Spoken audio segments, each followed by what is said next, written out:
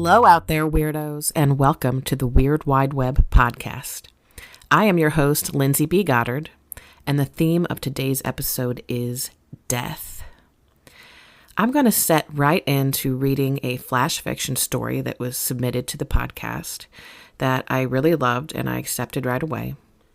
The author's name is Toshiya Kamei, and I had never read their work before, but I intend to read lots more of it. Their author biography is as follows. Toshiya Kamei takes inspiration from fairy tales, folklore, and mythology.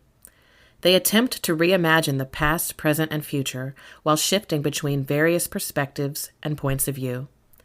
Many of their characters are outsiders living on the margins of society. This story first appeared in the publication Askew Audience. Reunion by Toshiya Kamei. The carriage door creaked open, and a chilly draft blew against Maya's cheeks. Before she could react, a translucent figure climbed inside. He wore an old-fashioned gray kimono and two swords, one long, the other short, at his waist. "To the temple?" the man asked. Maya nodded, unable to hide her astonishment. The horse shook its head, and the carriage rolled forward. He gave a slight nod in return and regarded her with dead eyes. She swallowed a gasp. "Why?" she asked in a trembling voice. "Why are you going to the temple?" "Just like you, to pay respects to the gods." He turned his gaze to the road snaking up the hill. "Your name will be drawn today." "Excuse me?" She thought she had misheard him. "Isn't that what you want?" "How do you know?" she asked, heart-pounding. Even though to give one's life to the gods was a great honor, her palms were sweaty. "The stars have aligned." The man smiled. "This may be your lucky day." "I'm Maya Umezu," she said, changing the subject. She didn't want to jinx her fate. "Is that what you're called now?" He paused and glanced at her. "Does the name Momo mean anything to you?" Maya frowned and shook her head. "You don't remember me." The man shook his head, pain flashing in his eyes. "In all likelihood, you'll recover your memory soon enough." Her frown deepened. "Sorry, I don't follow you." "Do you believe in reincarnation?" "I don't know," she answered with hesitation. He was making her uncomfortable. "Never mind." "What's your name?" she asked, changing the subject again. She stared at him, searching her memory, but came up empty. "Tetsuo Miyako," the man said with a melancholy sigh. "It doesn't ring a bell, sorry." "It's all right." He peered out the window again. The carriage passed a large cage by the roadside. Some of the prisoners Maya saw were young, others were old, but all wore tattered kimonos. "The tyranny of the church," Tetsuo mumbled in disgust, pointing his chin to the cage. "It must be defeated." Maya stared at him, taken aback by his candidness. No one she knew spoke ill of the church. She knew the church had its faults, but her faith wouldn't fail her. It couldn't. "They took Momo away from me." He clenched his fists in his lap and narrowed his eyes. "She was my betrothed, my only chance at happiness." His rage confused her. Happiness was only achieved in death, or so she was led to believe. Years ago, when her sister's name was drawn, Maya had felt herself burn with envy. She'd shed bitter tears over her feverish desire to take her sister's place. "This sword belonged to her." He pointed to the shorter of the pair at his waist. It looked familiar, but she couldn't remember where she'd seen it. "May I?" "Sure." Tetsuo removed the sword from his waist and handed it to her. She held it and traced the inscription with her finger.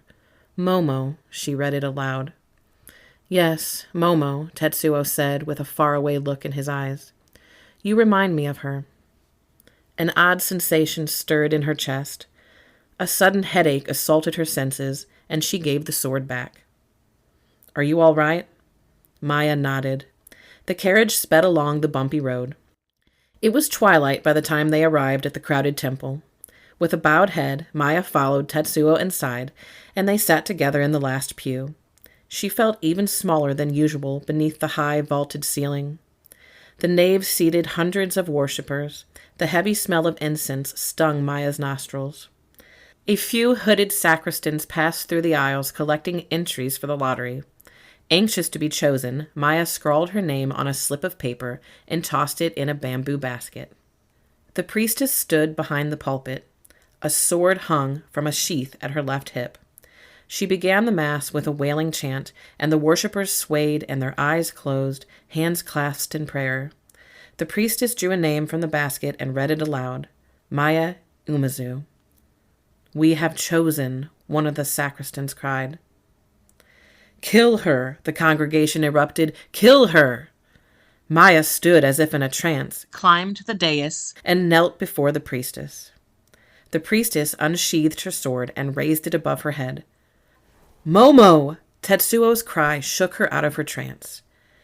"Tetsuo," the priestess said with a smirk. "You must have missed her so much." She glanced at Maya. "Quite touching." Momo, Momo, Momo. The name kept echoing in Maya's ears. Was that her name long ago? Was she Momo in a past life? Maya stood and stepped backward until she stumbled into the pulpit. The basket fell, emptying its contents. Slips of paper lay scattered on the floor. She picked up a few and saw her name on all of them. The selection was rigged.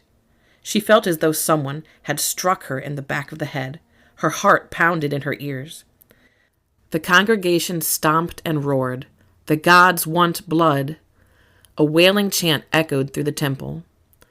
Maya turned back to Tetsuo, and her gaze met his. Had he come back for her, or was he using her to exact revenge? There was no way for her to tell.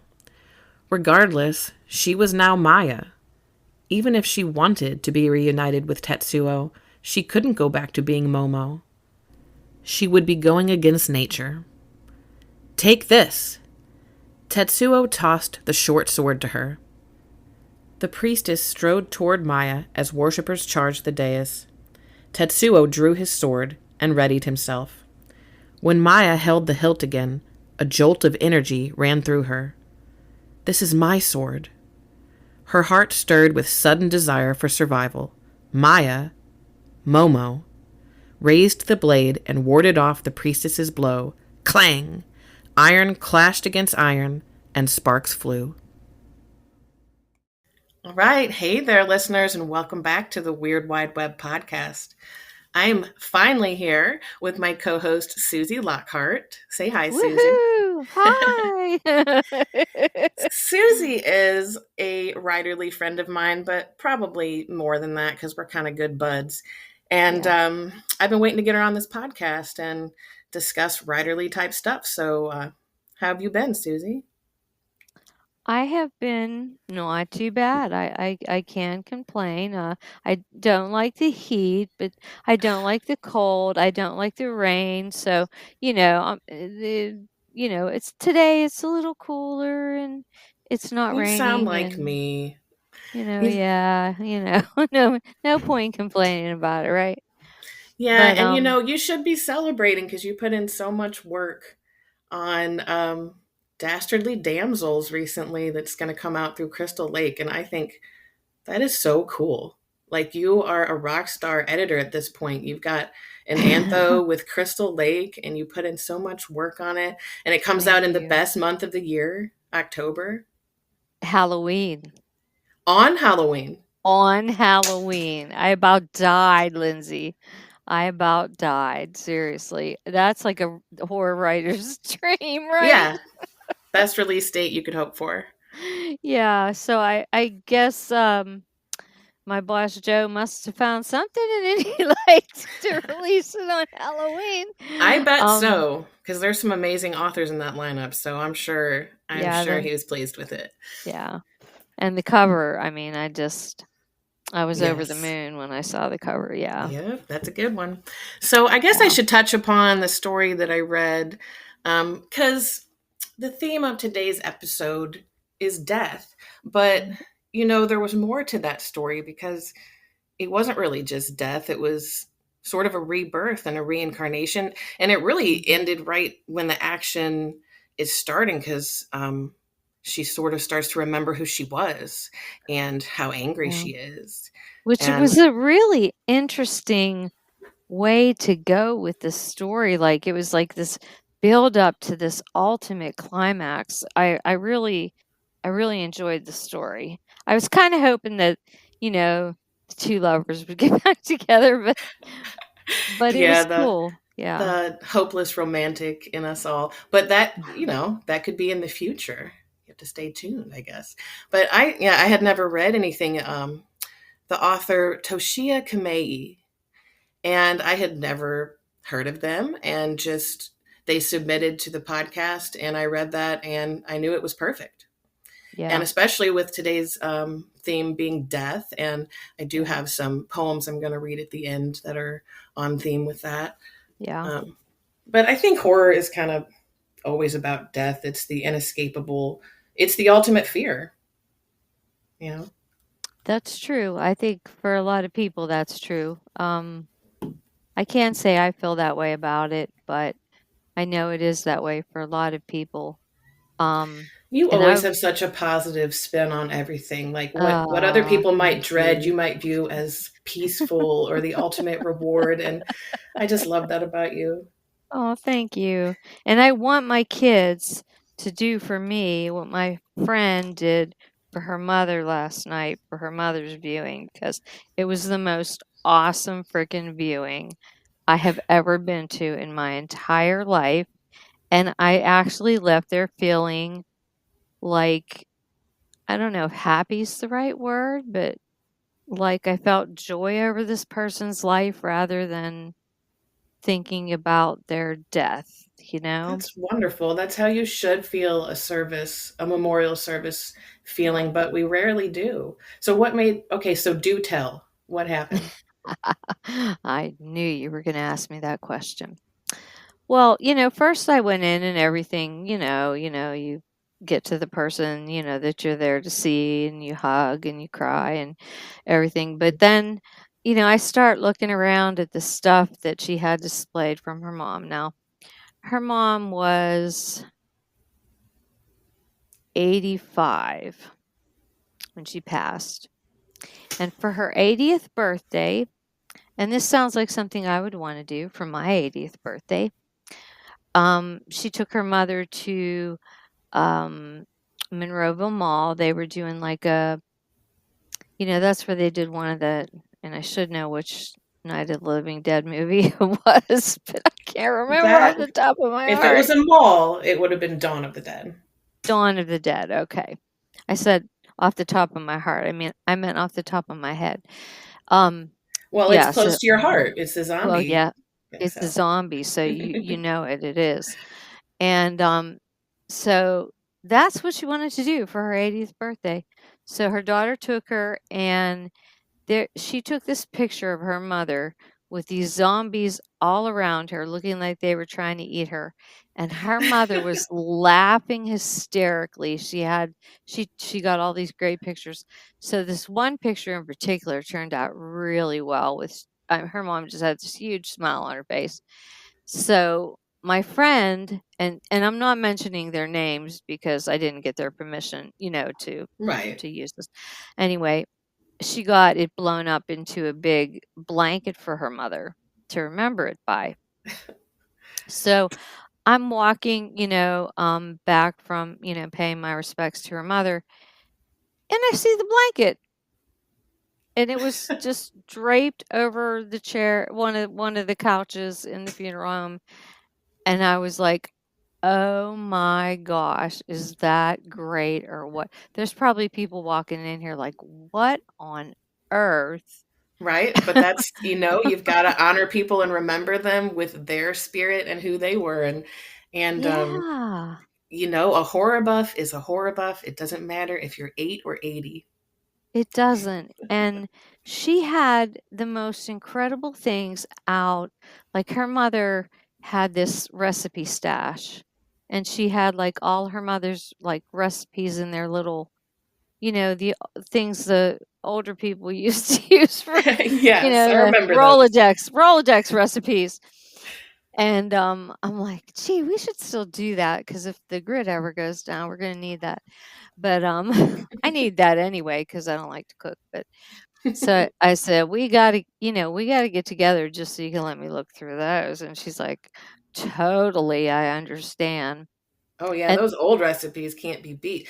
n- Plus, you can get right to the recipe instead of reading like 8 paragraphs at least first, which is what it is. don't you hate that? I hate that And then when the somebody. page jumps around because of the pop-up ads. So right Oh, when you think you got to the seriously. recipe, it jumps. Oh Lord. See how technology was supposed to make our lives so much easier. And now what do we have? We have Skynet. Thank you very much.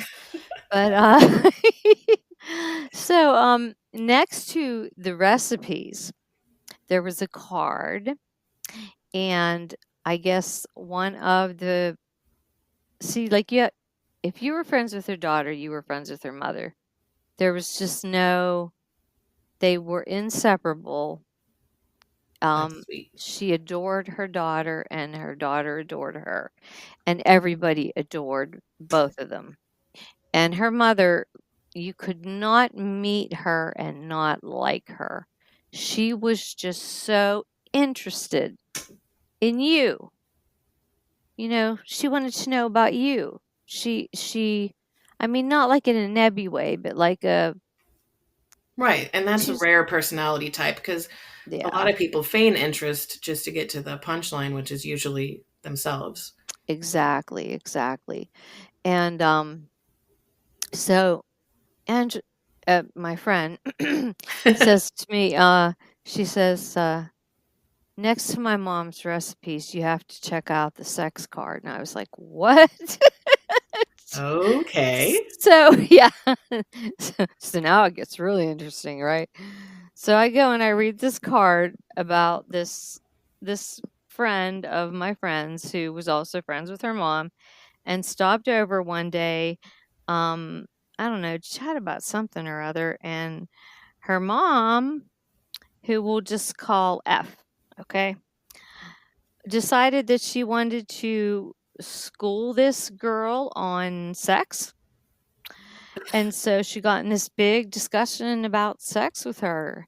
And so she wrote my friend this wonderful card about what a special day it was, because it was just hysterical. They were laughing hysterically, and I don't know, I think she came for recipes, and she decided to give her the recipe for sex. And Nice. I know some people that could probably use that. I don't yeah, know. I know I could, but Suffice it to say, the keepsakes in this family are pretty unique. very unique. And I'll tell you what, um, knowing her mother, it's the way I would have been wanted to be honored Right. in the afterlife. And I told my kids, I said, listen, when when that day comes, I didn't tell my youngest, obviously, because she'd freak out. But my oldest, I said, listen, when the day comes, I said, that's how I want you to do it for me. I don't want you to present me as some saint who, was because you know how somebody passes away and you just elevate them to a new level. Yeah. And I know you know that. And with your situation, it would be hard not to. But, um, then after a while, you start to remember things. And to have all that, like, right there, so people can remember the funny things along Mhm. with the touching things, um, that's what I want.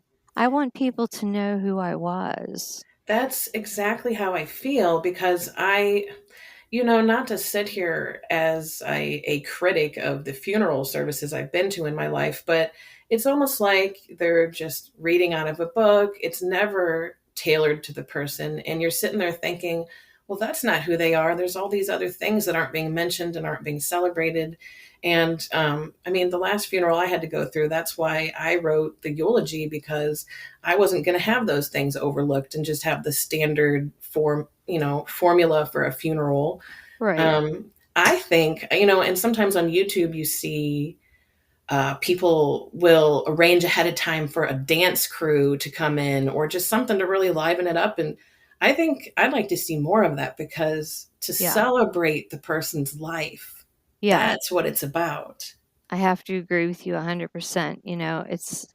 It's not about, just coming and I mean, yeah, obviously there's grieving, but you want to, like you said, celebrate the person, celebrate their life, celebrate what was special about them.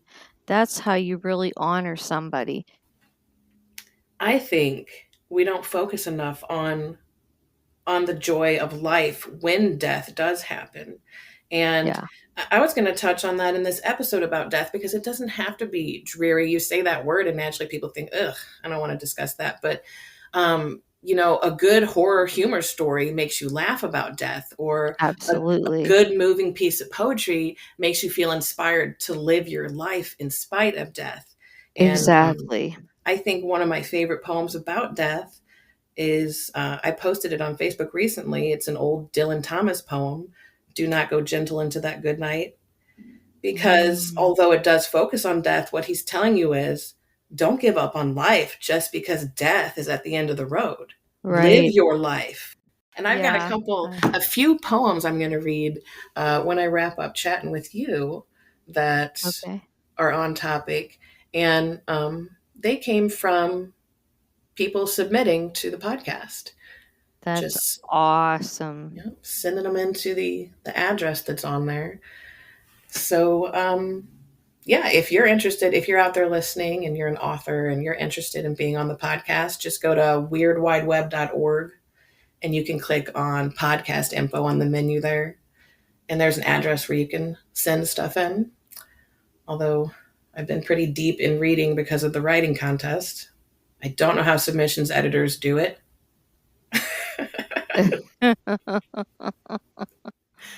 There's been a Well, lot of good stuff though. So one of the hardest parts, honestly, for me, the hardest part is going to be sending out the rejections, because oh yeah. and I think I decided I was going to wait until everything was decided and we had the final four, and I was going to announce everything all at once.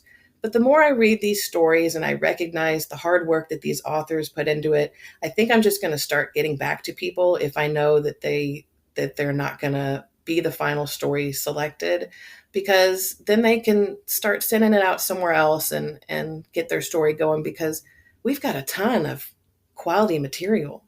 That is Don't so awesome. don't hate me, guys, if you're not one of the final four, because chances are, I might have been sitting here really enjoying your story. I just can't pick it.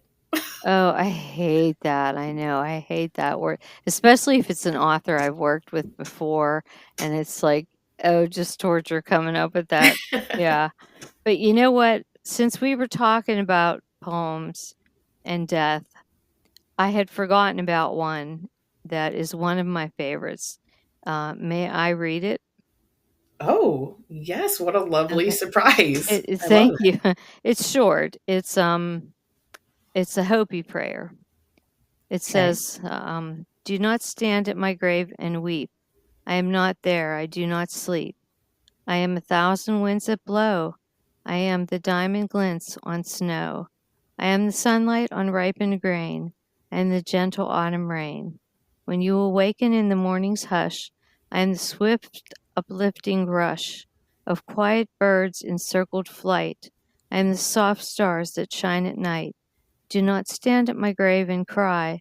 I am not there. I did not die." Yes, that's a classic one. I have definitely read that one before, and what I like about it is it's universal. Yeah. It applies no matter your belief system, because Yep. that person is not gone if you loved them and if you still love them. They're That's right. always there. They're always there. I do love that one, so thank you for reading that. Oh, I you're welcome. I should have sent you a couple of these poems I have to read so I could have took it off my shoulders. I didn't know you were so willing. Well, I Too kind late now. of yeah, I asked if you wanted to do some reading, but I just felt like maybe you were being polite and I was pushing it on you. So now that I know that you're willing, oh, you're gonna Yeah. get Okay, it. that's all right. That is all right. I'll be ready, lady. But I that's will not be when ready. we were in our messenger inbox and we were discussing death stories and death poems and stuff. You mentioned something else, and it wasn't the poem you just read. Do you remember what it was? Yeah, I remember it was my favorite death story, which was Death Warmed Over by Rachel Kane, which is in Dastardly Damsels. And interestingly enough, do you mind if I tell this little tale? Because it's Not at all. Go it's ahead. it's actually how I started Dastardly Damsels, and I don't know what the heck gave me the courage to do this, but I knew her real name was Roxanne Kleinrad, and I knew she had passed away from breast cancer a few years ago. And she had submitted for my last, well, not my last anthology, but one of my prior anthologies, Killing It Softly too. She had submitted a short story. Well, it was a long story. It's like 12,000 words, called Death Warmed Over. And it's basically about a witch who has to bring back somebody because of a murder that's like a killing spree that's going on. And the person that she has to bring back is a man that she had fallen in love with before. And this is the first time she's ever had to bring somebody back twice. And I really, really loved how that story ended. It's one of my favorites. So I tracked down her assistant, and I was having one of those days where, like, the thinking in the brain was going click, click, click. Yeah. So I wrote her assistant this letter asking if I can use it again. And I got permission from the assistant, the agent, and her husband to use it again. Nice. So that's how I started Dastardly Damsels. I was like, I have permission to use this.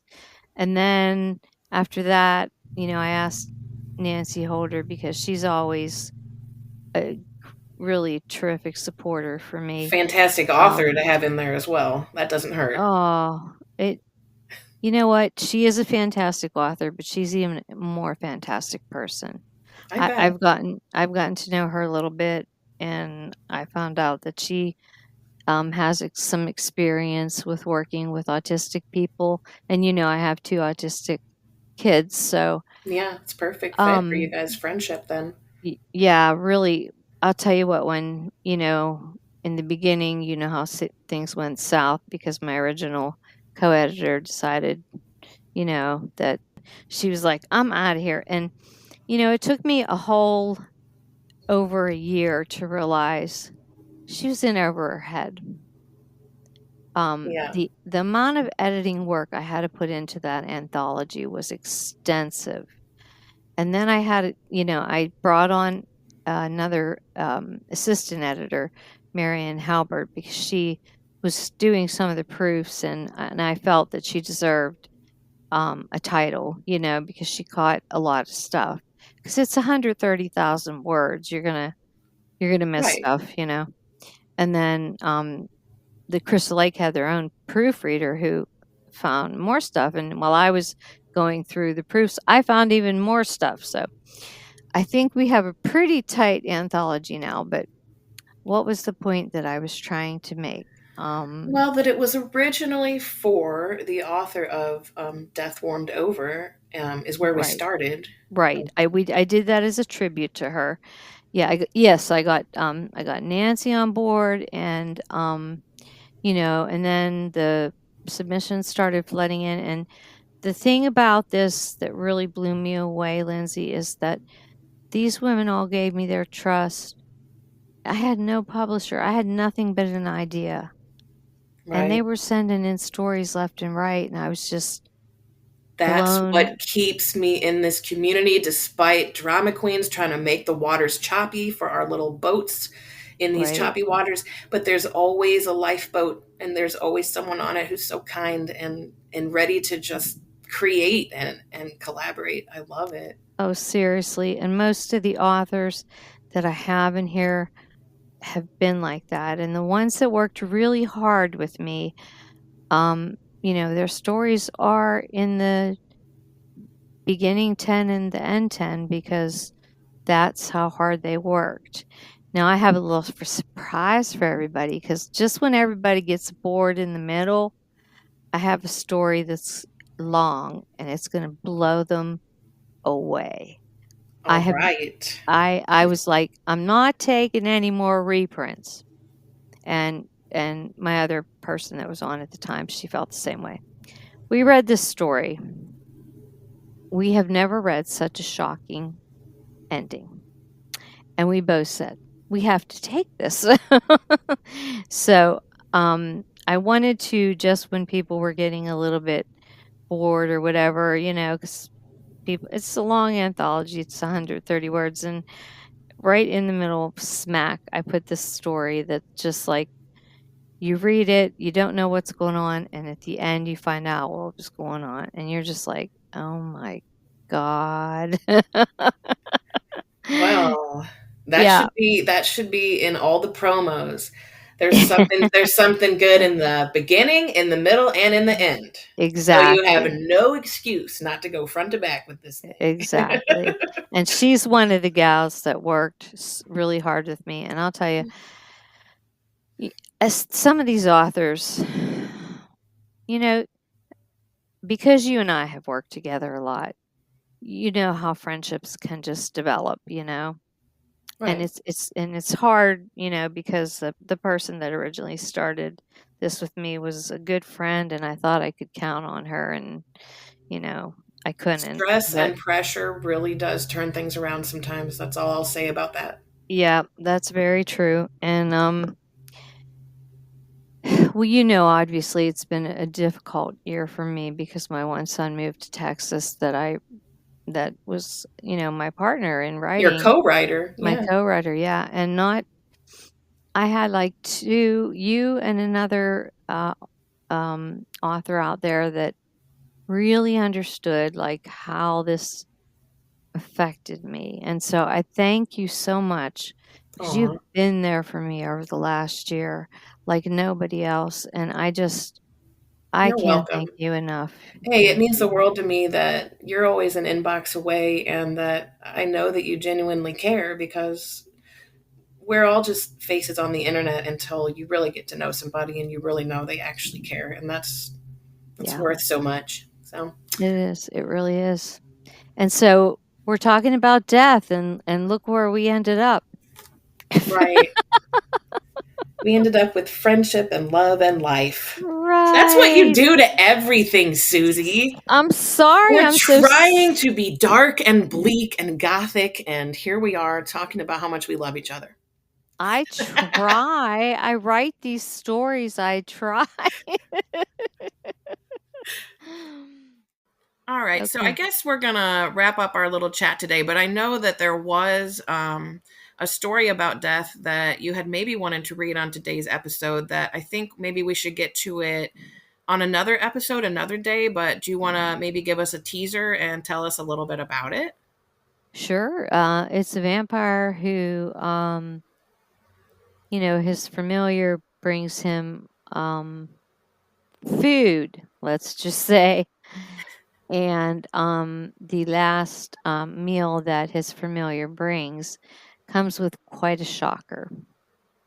All right. I love a good vampire story because I don't know. I'm going to be honest. I really got tired of zombies. Everywhere I turned for a while, there was zombies, zombies, zombies. Yeah, But I don't get tired of vampires. I don't know if it's the addition of them having more dialogue and more personality than just, brains, But I true. never get tired of vampires. I don't. But I So, heard, no, I stopped watching The Walking Dead, and it wasn't because I wanted to stop watching The Walking Dead. It's just, I always did it with Bruce, you know what I mean? And so, like, I was in this hole, because yeah. Mike wasn't where we were at, and I was just like, I don't know. But it seemed like the zombies were getting smarter, which was interesting. Like, I know See, I about the stopped at season whispers. 6. What season was that? Because I stopped at 6. That was a while ago. I don't know if the whispers had come on yet, but they It's hard to weren't. keep track of, but I just felt like, ugh, zombie, zombie, zombie, zombie, zombie, zombie. And I just got kind of oversaturated by zombies. Well, the whispers are a really nasty group because they would put zombie like heads like as like like masks, you Yes, know? because it's always the humans that are the Y- real horror of a zombie tale or It any really post-apocalyptic type thing. it truly is, but I'll tell you what, there is this climax where I stopped watching where it seemed like the zombies were getting smarter because they were starting to get like they were able to jump and move faster and Well, then you it need was, to pick it back up where you left off. And that's so yeah. sweet of you. It kind of ties in with what you were saying about how you would love to be remembered at your funeral with a zombie blanket and all that, because it's so sweet of you that you can't watch The Walking Dead without your son because you miss him so much. Because Well, that is a special bond, because not a lot of people bond over zombies, you know? that's true. That's true. Or Black Mirror, but I've managed to sneak in a few episodes of that. That's a good, really, Oh, really, really yes. good show. If you like that, yeah, Oh, yes. Sometimes people will tell me, "Well, what if this happened or what if that happened?" And I say, "You need to watch Black Mirror. That's already been on there. Catch exactly. up." That is like the Twilight Zone of the future, but it's on now. And it's so plausible. All of it you end up thinking, "Well, what if that happened?" I know, seriously. What about Joan is Awful? Oh, I loved that one. That And was so great. and I'm going to tell people, if anyone hasn't seen some of the new episodes of Black Mirror and the one Joan is Awful, the next time you're just clicking away rights, when you fill in the little check mark on the box when you want to access this or that on your phone, you be Yeah. careful. You be careful, son. Oh, yeah. Oh, yeah. You know it. You know They it. own you now. They do. That was a good one. That was a good one, definitely. Well, I'm Definitely. just so Okay. happy that I finally had you on this podcast. And I'm sorry we didn't get a chance to get to your story, but I do want you to come read it on a future episode. Will you please do that for us? Absolutely. I'll have my little adventures in Horrorland right here with me, and I'll read it straight from the horse's mouth, as they say. And I'm really glad that we had a chance to do this. It's just great hearing your voice, and I just think it was such a great idea. And I thank you Yes. for having me as a part of it. I do prefer our phone chats that aren't recorded, so we need to do that again soon. I But agree. Yeah. having you on here, it's come full circle, because originally you were the one I had in mind for co-host, but then I thought, we all have such busy lives. We're all moms and writers and just humans. And I thought, well, we need to have a couple of co-hosts on here. And so here we are, episode 3. Susie's finally on the show. Everything's come full circle. Woohoo for Weird Wide Web. And if anybody wants to get in on the madness, you just take your butt over on to weirdwideweb.org and look at everything we got going on there. Um, I'm going to say bye to Susie, and I'm going to segue into reading this poetry, Okay. because these eager poets have been waiting this whole episode to hear their poems read, and I think I Well, should they get that should, done. yeah, they should definitely do that. So, All right. all Well, right. thank you for coming on here, Susie, and I'll talk to you next time. Okay. Lots of love, Lindsay. You know it. You too. Love you. The following poem was written by Rick Powell. Anansi's Tender Sting.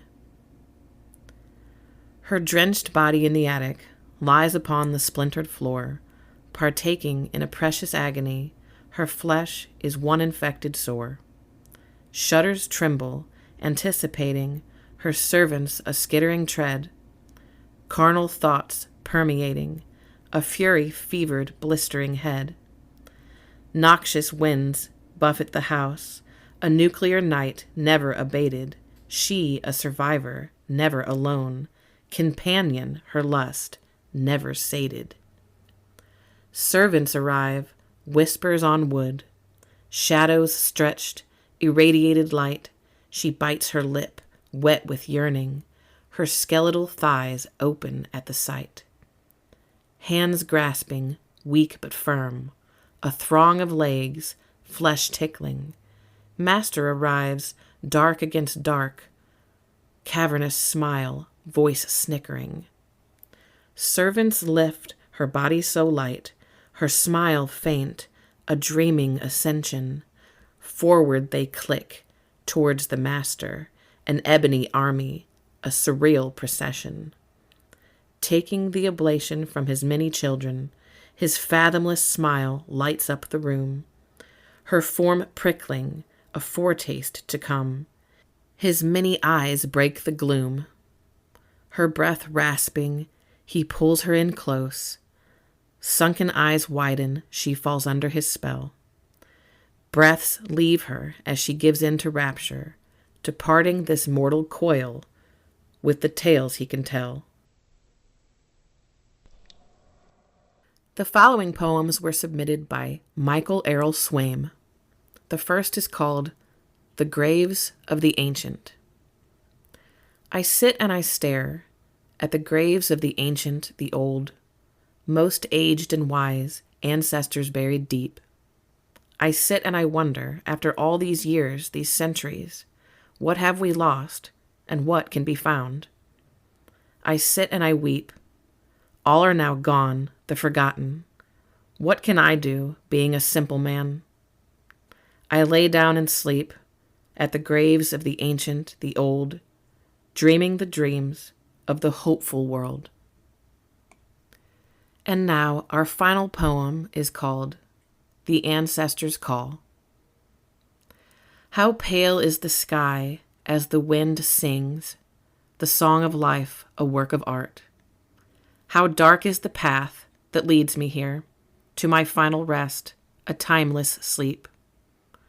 The time has now come, a harsh goodbye. I will see you again in the next life. The ancestors have called, and I must answer, for now I am gone. You'll see me in time. And that concludes the Weird Wide Web podcast's special episode about death, but I'm sure we will discuss it again. I feel like we probably will, don't you guys think, you bunch of weirdos? And as I always say, if you want to get in on the shenanigans going on over at Weird Wide Web, please pop over to our website at weirdwideweb.org. We are busy at work trying to make decisions on the writing contest, for which we received over 150 submissions, and I have read about 70 of those, so I am trying to catch up, guys. But for now, I will see you on the flip side next time on episode 4.